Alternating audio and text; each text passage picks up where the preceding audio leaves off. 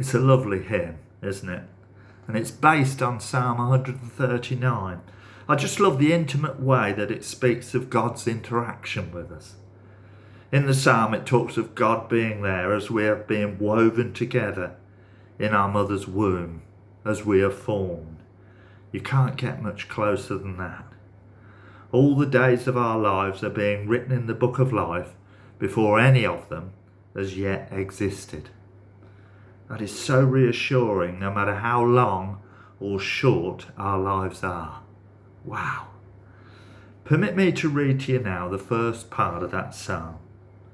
Psalm 139 verses 1 to 16.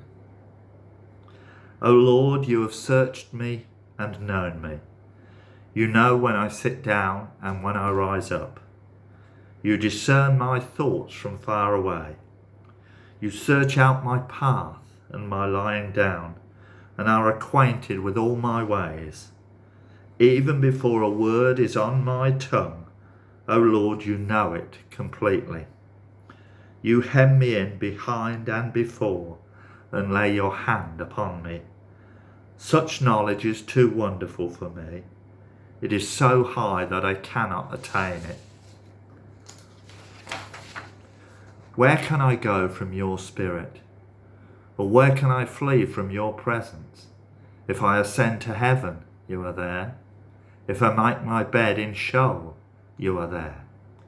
If I take the wings of the morning and settle at the furthest limits of the sea, even there your hand shall lead me, and your right hand shall hold me fast. If I say, surely the darkness shall cover me, and the light around me become night, even the darkness is not dark to you. The night is as bright as the day, for darkness is as light to you.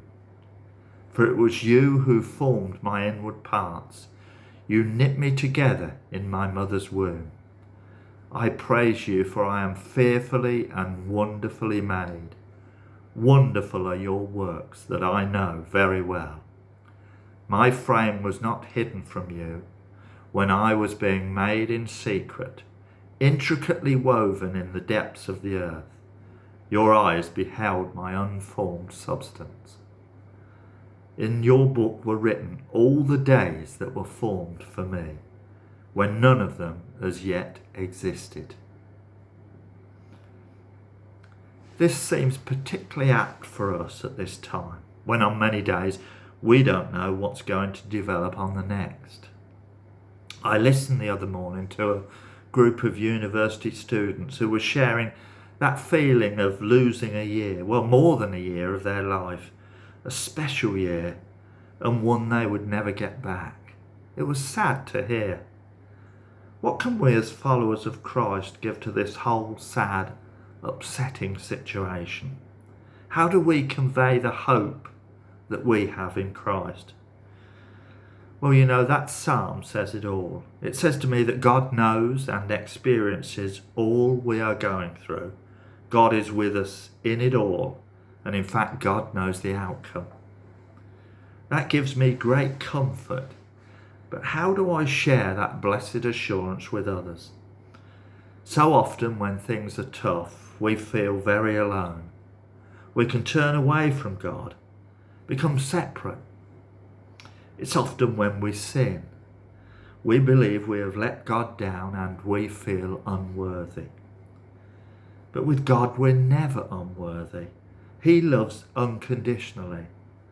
The only thing that our sin and separation does is divert our thoughts away from Him.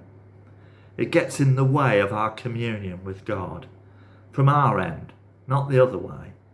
Nothing, neither death nor life, nor good or bad, or kingdoms, or even pandemics, can separate us from the love of God. So often, we can feel inadequate and overwhelmed. This pandemic has given us an opportunity to strip away all the busyness of our lives.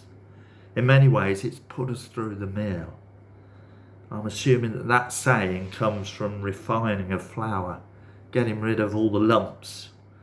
I honestly believe that the new normal Could be a time for our church communities, fellowships, whatever you want to call them, to cast aside all those things which lead nowhere, to become the people God intended us to be when he knitted us together in our mother's womb, vessels of his love, no matter what may be happening around us, and in so doing become more like him, and truly the hope for all those who feel lost at this time.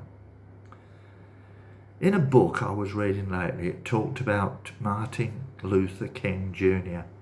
and how, as a young minister in his first post at a church in Montgomery, Alabama, he was really against his will pushed into being the spokesperson for the black community in the Rosa Parks bus protests, right at the start of the civil rights movement in America.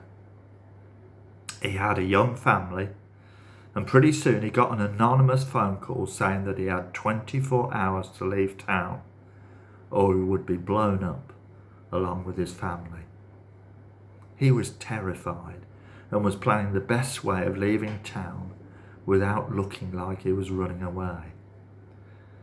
But as he prayed, Jesus spoke to him and made him realise that God was with him through everything and would never leave him. He experienced a new intimacy with God. That blessed assurance gave him the courage and confirmation that God would equip him for all that was to come, and the rest is history. Okay, you can say it's still happening, and yet through what he did, a great and powerful movement was born. Jesus is that hope in dark times, and through us, we can all play a part in bringing that to our world today as we dwell, walk, live and breathe with him. God bless.